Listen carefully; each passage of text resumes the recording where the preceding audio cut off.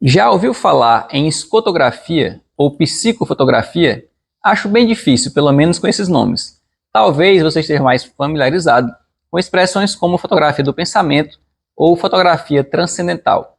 Neste vídeo, iremos conversar sobre isso, além de formas de pensamento, ideoplastia e outros temas correlatos.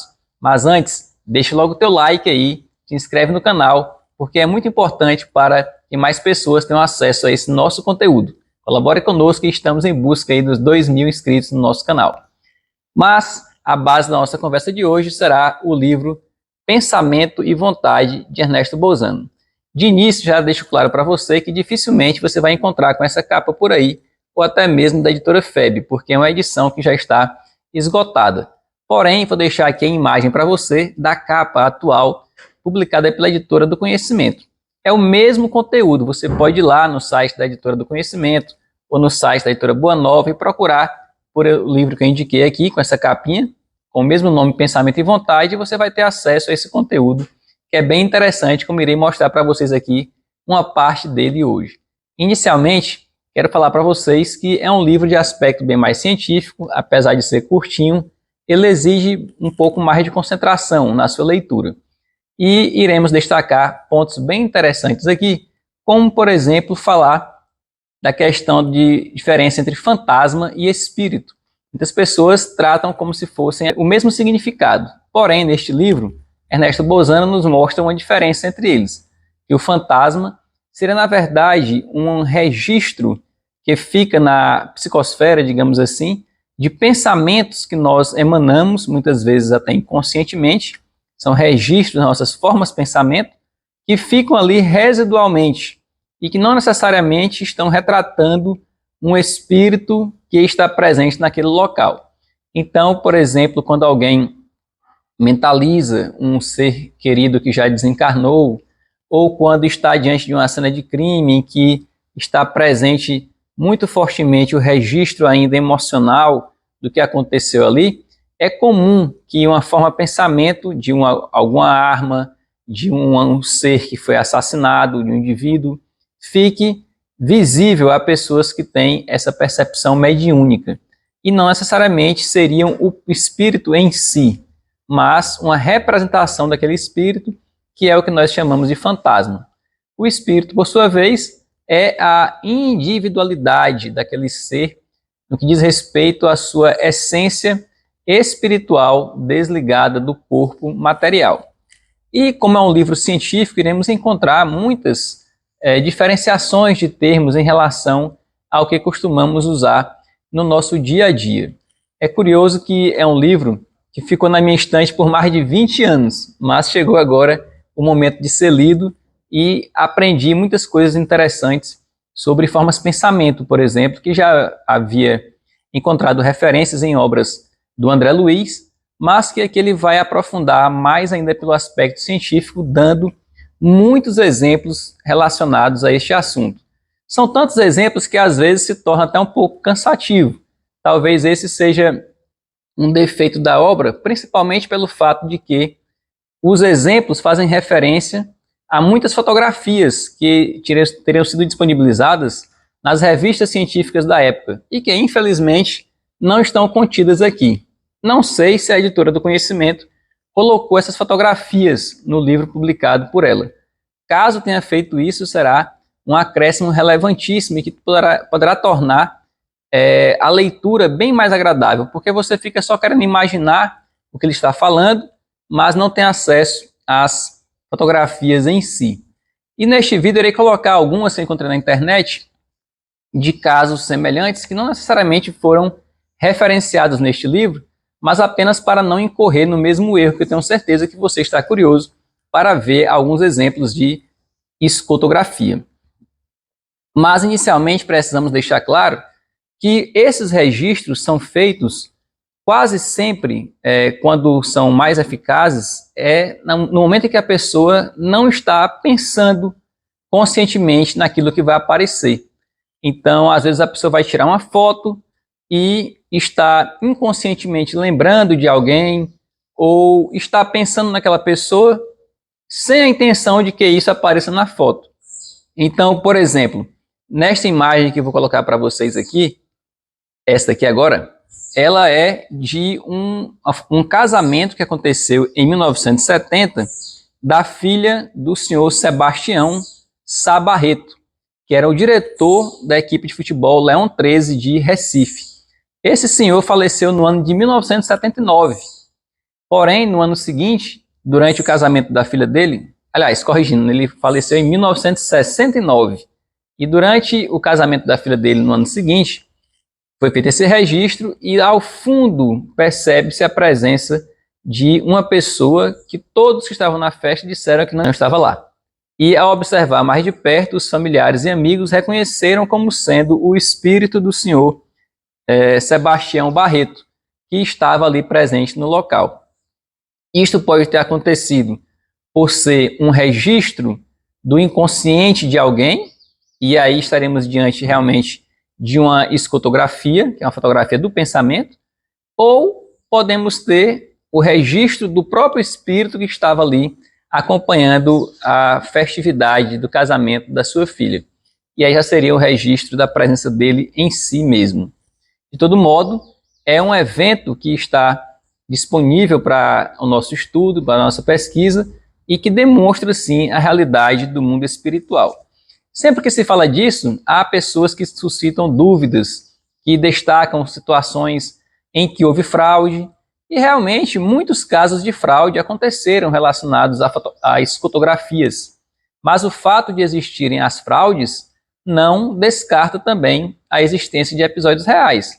É como se nós, por exemplo, fôssemos fazer referência à existência de cédulas de dinheiro falsas, e quiséssemos, por isso, dizer que não existe mais nenhuma verdadeira, o que não é o caso. Nós sabemos que existem as verdadeiras e as falsas. Outro caso interessante também a ser lembrado é essa sequência de fotos aqui. Você está vendo que tem 6 imagens e a última imagem é a foto que serviu de referência para o Ted Searles.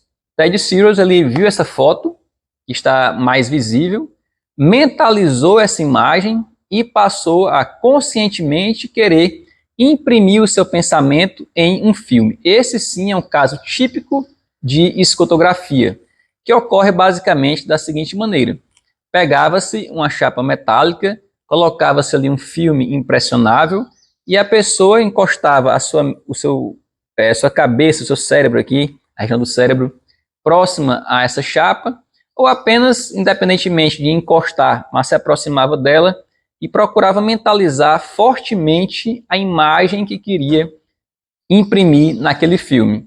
E depois de realizar algumas tentativas, nós percebemos que a primeira ela é muito menos visível, e quanto mais vai realizando tentativa nova, mais vai sendo possível identificar realmente a imagem que o Ted Searles queria.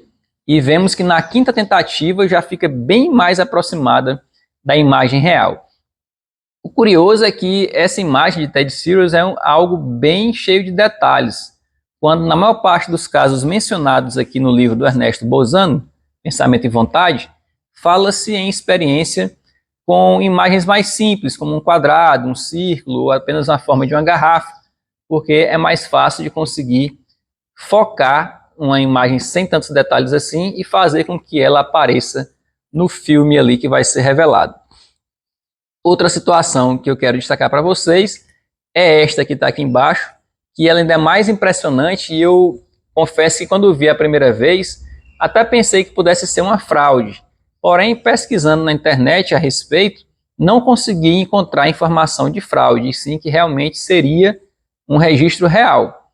Nessa imagem nós vemos aqui um casal, que é o senhor Francisco e uma mulher, com quem ele se casou, a sua amante, e ele teria tirado essa foto poucos dias depois, de assassinar sua esposa e escondeu o corpo dela dizendo que ela o havia abandonado. Então ele iria casar com a amante. Logo depois que revelaram a foto deles dois no casamento, percebe-se que tem uma terceira imagem aqui na horizontal de uma mulher deitada com o braço acima da cabeça, e que seria a imagem da esposa dele que foi assassinada por ele. Nós vemos então que esta possibilidade de registro é muito presente em vários episódios. Aí podemos ter, por exemplo, o peso na consciência do Francisco, fazendo com que ele mentalizasse ali, no momento do casamento, a imagem da esposa que ele assassinou e fazendo repercutir naquele filme fotográfico da imagem mencionada. Outro caso interessante, referido aqui por Ernesto Bozano nesse livro, é a questão da auréola, que aparece muito nas imagens que representam os santos. E ficamos nos perguntar de por que tem essa auréola. E uma das explicações é de que em diversos experimentos de escotografia, percebe-se acima da região da cabeça de alguns espíritos uma luz, como se fosse essa auréola. E a explicação que os cientistas dão para isso é de que seria uma emanação de uma espécie de matéria espiritual que o espírito emite em uma atitude de profundo pensamento, inclusive em caso de pessoas encarnadas que às vezes estão numa situação de muita reflexão, de muita introspecção. Ao serem fotografados, conseguem ser registrados essas situações, ser registrada de essa espécie de auréola acima da sua cabeça. E fala-se também muito na questão do ectoplasma, que é uma expressão criada por Charles Richer. Charles Richer fez referência ao ectoplasma como sendo aquela matéria que o espírito, o médium, libera no momento do fenômeno espiritual. Esse ectoplasma sai da sua célula e vai possibilitar a materialização de circunstâncias, de objetos ou de aparições do mundo espiritual, para que todos possam ver naquele momento, ou ao menos para que possibilite o seu registro fotográfico, por exemplo. E o ectoplasma, mencionado por Charles Richer, com certeza é muito aprofundado aqui nestas obras dele também, que são 2 volumes de Tratado de Metapsíquica. Aí você pergunta se eu já li esses livros?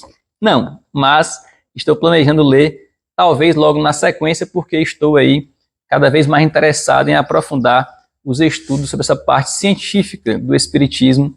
Eu tenho vários livros aqui há alguns anos na pilha de leitura sobre esses assuntos e pretendo aprofundar o estudo a respeito e trazer muito conteúdo para vocês aqui no nosso canal, porque o Espiritismo é sim esta religião que tem esse tríplice aspecto de doutrina, filosofia e ciência, para que nós possamos nos convencer realmente da existência do mundo espiritual e ter a fé mencionada por Kardec, que é aquela capaz de enfrentar qualquer dificuldade, qualquer dúvida em qualquer época da humanidade.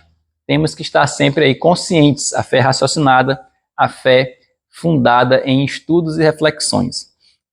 Então, meus amigos, são estas as reflexões que eu queria trazer para vocês sobre hoje, na dica de leitura desse livro Pensamento e Vontade, de Ernesto Bozano. Se você quer conhecer mais um pouco sobre o aspecto científico do Espiritismo, tenho certeza que você vai encontrar muitas lições interessantes aqui. Estas que eu mencionei são apenas para dar um gostinho, mas tem muito mais coisa para você encontrar lendo e refletindo com a sua própria experiência de leitura, que nada substitui esta oportunidade. Então, compartilhe esse vídeo com os amigos, deixe o like, inscreva-se no canal e até o nosso próximo vídeo. Grande abraço. Tchau.